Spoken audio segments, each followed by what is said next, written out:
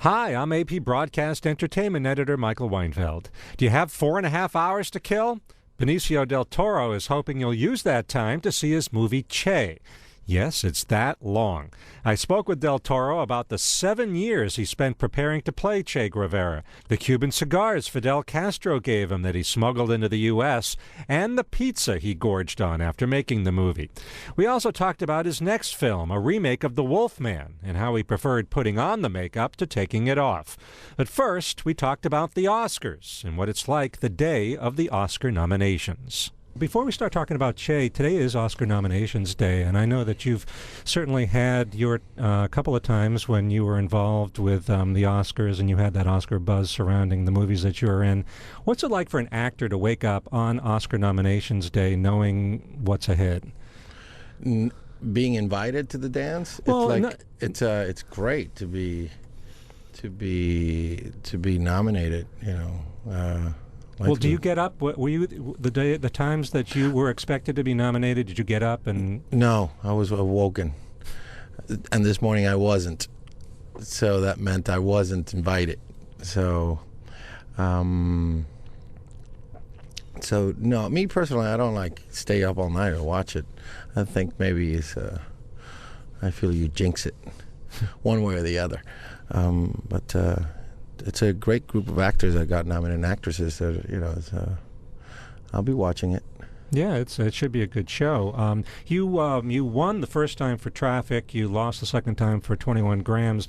Describe the difference in going to those two ceremonies, not because of the winning and the losing, but the fact that the first time you'd never been and the second time you were experienced at it.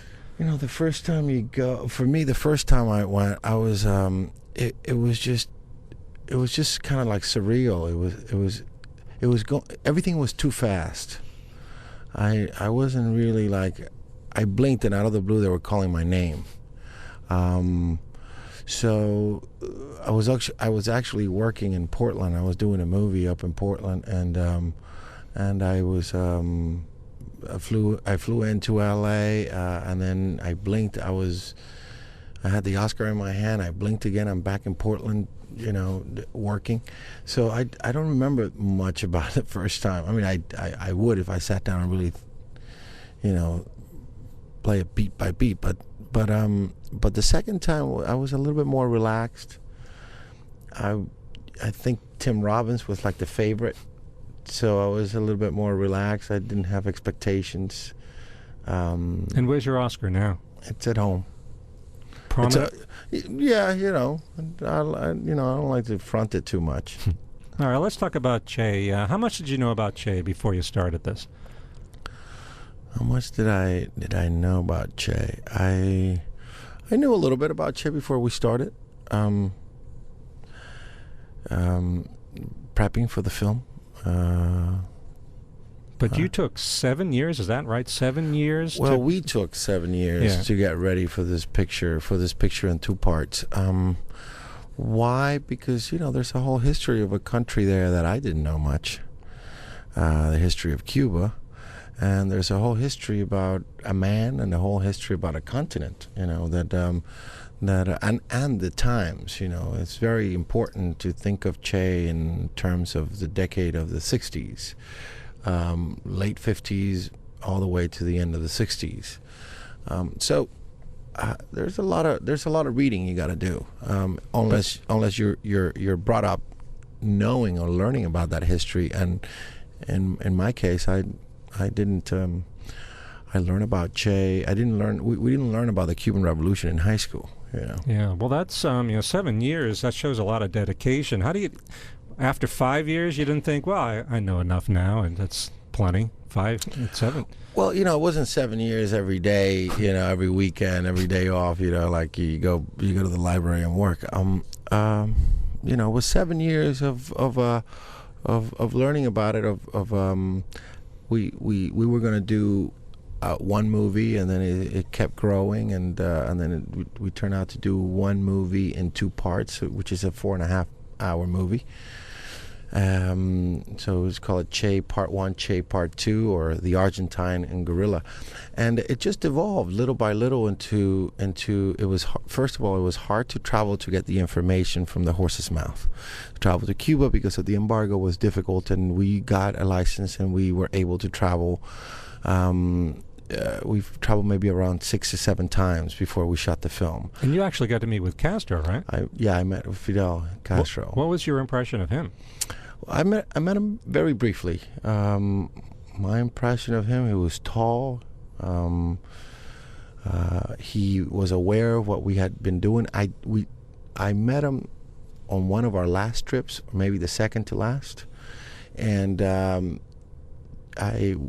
we were supposed to sit down and talk about Che because he knew him very well, and we decided that maybe on my next trip, or the next time everyone in the movie would travel to Cuba, we would get together. And then he went ill, so we didn't get a chance to really talk too much about Che at all because there was lots of people, but I met, more in depth. I met people that worked with Che during the revolution in Cuba.